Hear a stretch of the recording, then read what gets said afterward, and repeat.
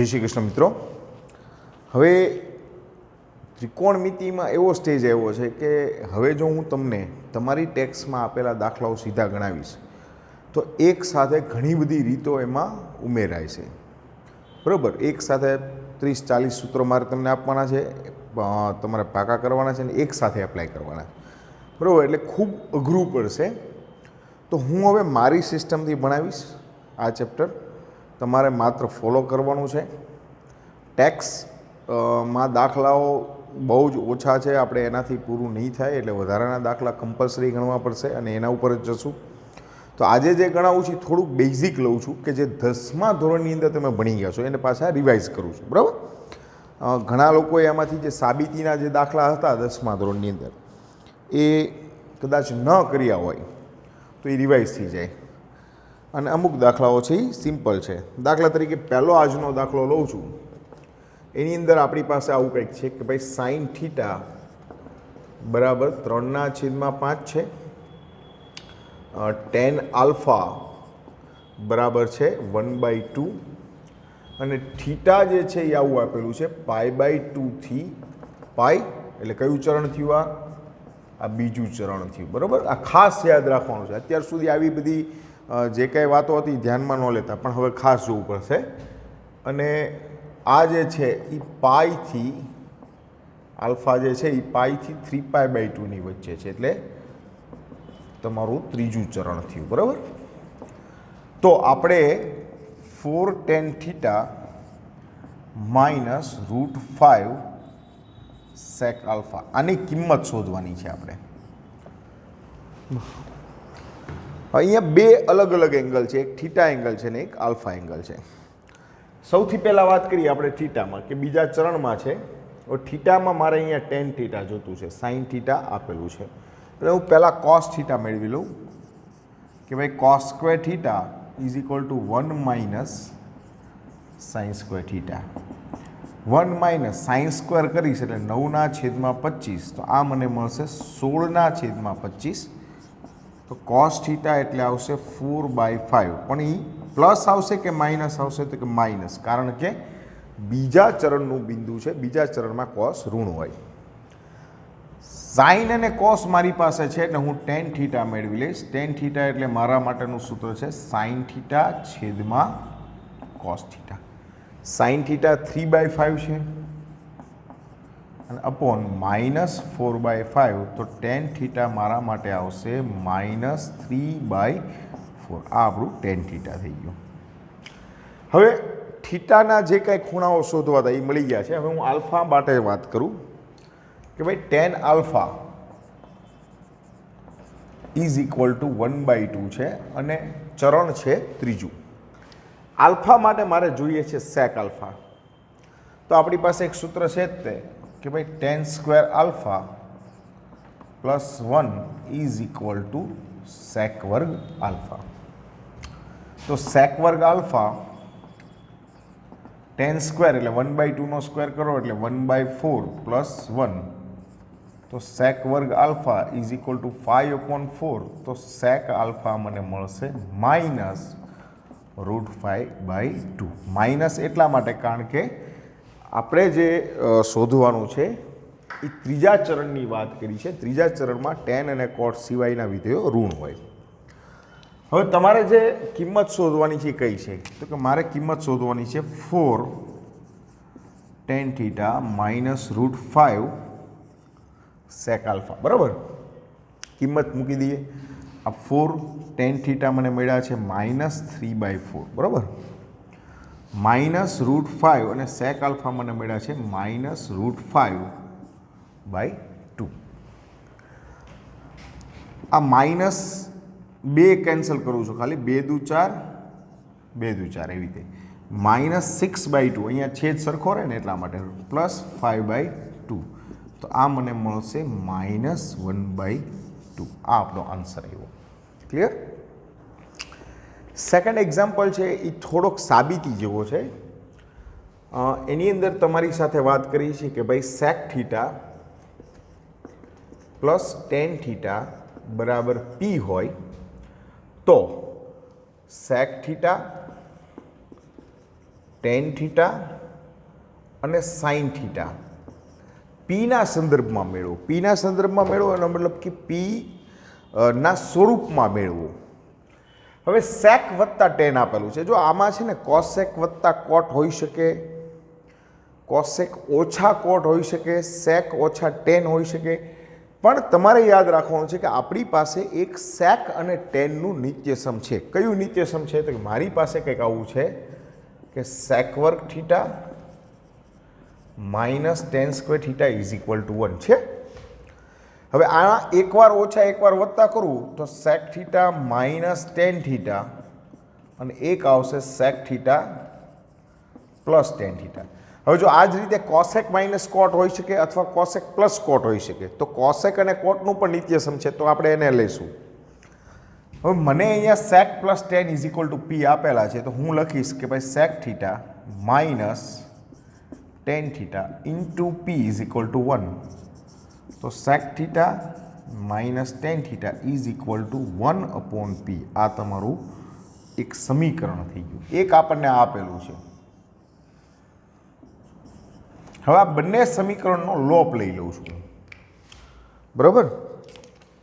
તો પહેલું સમીકરણ મારા માટે છે sec theta plus tan theta is equal to P, અને બીજું સમીકરણ છે sec theta minus tan theta બરાબર 1 અપોન પી. આ ત્રિકોણમિતિ એવું છે ને કે જેવો તમે બેઝિકલી નહીં સમજો તો નહીં સમજાય. ઘણા વિદ્યાર્થીઓ ત્રિકોણમિતિ શરૂ થયા પછી એ ગ્રુપ મૂકી દેશે. Plus minus tan theta Ranchhod થઈ જાય, કેન્સલ. અહીંયા આવશે 2 સેક થીટા. આ પી પ્લસ 1 અપોન પી, આ બેનો સરવાળો થાય તો 2 સેક થીટા લસા લો એટલે મને મળશે પી સ્ક્વેર પ્લસ 1 પી, અને સેક થીટા બરાબર પી સ્ક્વેર પ્લસ 1 બાય 2 પી. આ મને સેક થીટા મળ્યું. હવે બીજો ઓપ્શન ટેન થીટા મેળવવા માટે શું છે કે સેક થીટાની વેલ્યુ તમે મૂકી દો તો થઈ જાય, પણ થોડુંક કોમ્પ્લિકેટેડ થશે. એટલે હવે હું એવું કરું છું કે આ જ બે સમીકરણોને લઈને એની બાદબાકી કરું છું. આ મેં સરવાળો કર્યો હતો, બરાબર. જો નિશાની ચેન્જ નથી કરી મેં, બરાબર. તો sec theta plus tan theta is equal to P, sec theta minus tan theta is equal to 1 upon P, અને આ કરીએ આપણે બાદબાકી એટલે માઇનસ પ્લસ માઇનસ, તો આ કેન્સલ થઈ ગયું, બરાબર. હવે મને મળશે 2 ટેન થીટા અને અહીંયા આવશે બાદબાકી પી માઇનસ 1 અપોન પી. તો 2 tan theta is equal to P square minus 1 upon P. તો ટેન થીટા બરાબર મને મળશે P square minus 1 upon 2 P. આ ટેન થીટા મળી ગયું. હવે મારે જોઈએ છે સેક થીટા આવી ગયું, ટેન થીટા આવી ગયું. હવે છે સાઇન થીટા. અચ્છા, આપણી પાસે એક આવું સૂત્ર છે કે ભાઈ ટેન થીટા એટલે સાઇન થીટા ના છેદમાં કોસ થીટા. હવે આ કોસ થીટા મારી પાસે છે. કઈ રીતે? તો કે સેકનો વ્યસ્ત કરો એટલે કોસ મળે, બરાબર. તમે આના આધારે કહી શકો કે ભાઈ કોસ થીટા બરાબર 2p ના છેદમાં પી સ્ક્વેર પ્લસ 1, બરાબર. અથવા અહીંયા સાઇન ગુણ્યા સેક કરી દો તોય થાય. એટલે હું કંઈક આવી રીતે કરું છું કે ભાઈ સાઇન થીટા બરાબર ટેન થીટા ગુણ્યા કોસ થીટા, ટેન અને કોસનો ગુણાકાર કરી દો. તો ટેન થીટા મને શું મળ્યું છે? P square minus 1 upon 2p. Cos theta મારા માટે છે 2p અપોન પી સ્ક્વેર પ્લસ 1. આ 2p કેન્સલ કરી દો તો સાઇન થીટા મને મળશે પી સ્ક્વેર માઇનસ 1 અપોન પી સ્ક્વેર પ્લસ 1. જો આ આપણો આન્સર થઈ ગયો, બરાબર. આમાં ચરણ કોઈ ઉલ્લેખ કર્યો નથી એટલે આપણે એના વિશે વિચારવાનું નથી. નેક્સ્ટ એક્ઝામ્પલ બાજુ જઈએ. આજનો ત્રીજો દાખલો કંઈક આવું કહે છે કે જો સાઇન થીટા બરાબર 4 અપોન 5 હોય અને થીટા છે π/2 થી પાઈની વચ્ચે. કયું ચરણ થયું? π/2 થી પાઈ એટલે બીજું ચરણ, બરાબર. તો 5 cos theta plus 4 cosec theta plus 3 tan theta ના છેદમાં 4 cot થીટા 3 sec થીટા અને 5 sin થીટાનું મૂલ્ય શોધો. હવે આ દાખલો આપણે 10મા ધોરણની અંદર ઘણીવાર આવી ગયો હશે, બરાબર, ઘણી પ્રેક્ટિસમાં, પણ ત્યારે કોઈ ચરણનો ઉલ્લેખ નહોતો. અહીંયા ચરણ છે. બીજું sin થીટા મને આપેલું છે, મારે cos જોશે, cosec જોશે, tan જોશે, cot જોશે, sec જોશે, sin, એટલે 6 એ 6 વિધેય મારે જોશે. તો પહેલું કામ તો આપણું એ જ કરીએ કે દરેક વિધેય શોધી નાખીએ. હવે sin છે તો એના ઉપરથી મને મળશે cos, એટલે cos સ્ક્વેર થીટા બરાબર 1 minus sin square theta. 1 minus સાઇનનો વર્ગ કરું એટલે મને મળે 16/25. તો cos સ્ક્વેર થીટા બરાબર હું ડાયરેક્ટ લખું 9/25.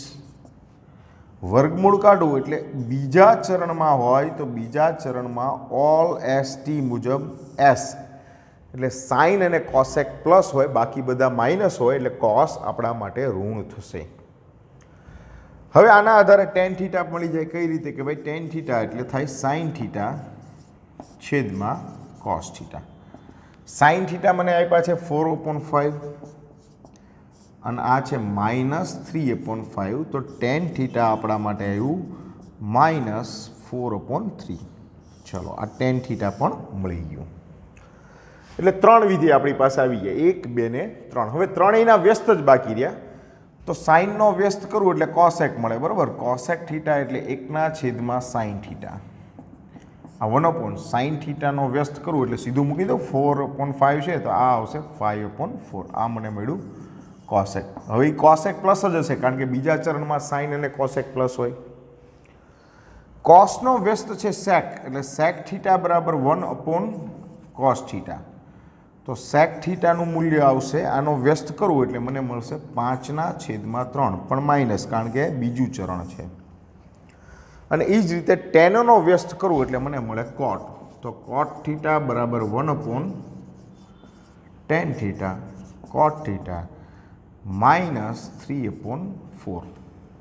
અને એ પણ માઇનસ રહેશે, બરાબર, કારણ કે ટેન માઇનસ હોય. હવે આપણે વાત કરી કે આપણે આ દરેક કિંમતોને મૂકીને સાદરૂપ આપવાનું છે. તો સાદરૂપ માટે જે કિંમત આપણને નક્કી કરવાની કીધી છે એ કઈ છે કે 5 cos theta 4 cosec theta 3 tan theta ના છેદમાં 4 cot theta 3 sec theta 5 sin theta. આ બધાની વેલ્યુ મૂકી દઈએ આપણે. આ 5 cos થીટા મારે -3/5 છે, આ -3/5. 4 cosec થીટા, cosec 5/4 છે. 3 tan થીટા મને મળ્યું છે 4/3, એટલે -4/3. આ અંશનું કામ પતી ગયું. હવે છેદની વાત કરીએ. 4 cot થીટા મને આપ્યું છે -3/4. sec થીટા મારી પાસે છે 5/3 માઇનસ, અને 5 sin થીટા આપણી પાસે છે 4/5, અને એ પ્લસ છે, બીજા ચરણમાં છે. હવે જુઓ તો બધામાં છેદ તો ઉડે છે. 5 ગયા, 4 ગયા, 3 ગયા, 5 ગયા, 3 ગયા ને 4 ગયા. ઉપર વધશે -3 +5 -4, નીચે -3 -5 +4, બરાબર. આ ઉપર 4 ને 3 7 માઇનસમાંથી 5 ગયા એટલે -2. આ 5 ને 3 8 માંથી 4 ગયા એટલે -4. બે માઇનસ માઇનસ પ્લસ, એટલે આ આવશે તમારો જવાબ 1/2. ખરેખર એક્ઝામ્પલ અઘરા નથી હોતા. કાં આપણી પાસે સૂત્ર નથી બરોબર હોતા, અથવા તો એને યાદ નથી ને ક્યારે એપ્લાય કરવું એ ખ્યાલ નથી હોતો, બરાબર. ચાલો, ઓકે. હવેનો જે એક્ઝામ્પલ છે એકદમ બહુ જોરદાર છે, પરીક્ષામાં પૂછાયો હોય છે અને સમજવા માટે ઘણી બધી વસ્તુ તમને આમાં મળે છે. તમને આવું આપેલું છે કે √1 - sin થીટા છેદમાં 1 + sin થીટા છે. તો બે વસ્તુ તમારે સાબિત કરવાની કીધી છે. એક છે sec થીટા -tan થીટા, બરાબર. sec theta -tan theta.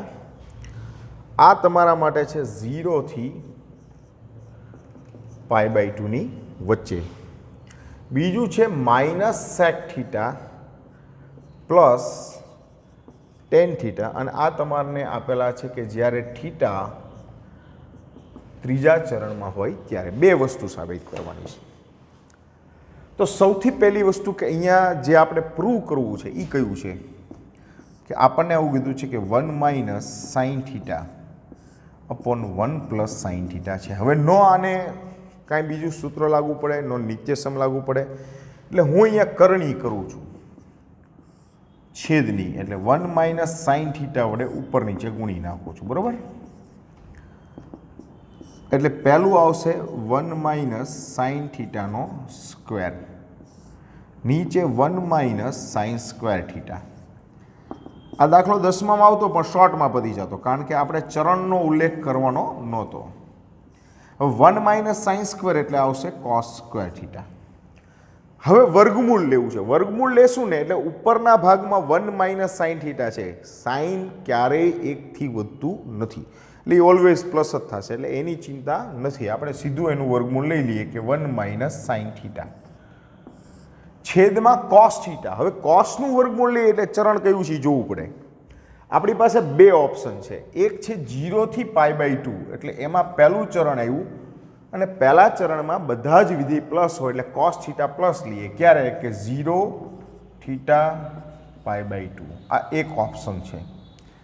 બીજો ઓપ્શન એવો થશે કે આ 1 - sin થીટા તો માઇનસ નથી થવાનું, મેં કીધું એમ કે 1 થી સાઇનની કિંમત પ્લસ મોટી હોવાની નથી, એટલે મોટામાંથી જ નાનું બાદ છે. પણ જો આ થીટા બીજા ચરણમાં હોય, જે રીતે અહીંયા કીધું છે કે π/2 થી π, તો cos થીટાની વેલ્યુ માઇનસ થઈ જાય. હવે આ cos થીટા બંનેના છેદમાં મૂકવું એટલે 1 / cos theta minus sin theta upon cos theta. આ મને મળે sec theta minus tan theta. આ ક્યારે મળ્યું મને? કે જ્યારે થીટા પહેલા ચરણમાં છે. આ સાબિત થયું. આની અંદર આપણે છેદમાં -1 / cos થીટા અને minus plus sin theta upon cos theta. તો આ મને મળશે -sec theta plus tan theta. બરાબર? ક્યારે? કે જ્યારે થીટા બીજા ચરણમાં હોય ત્યારે. બરાબર?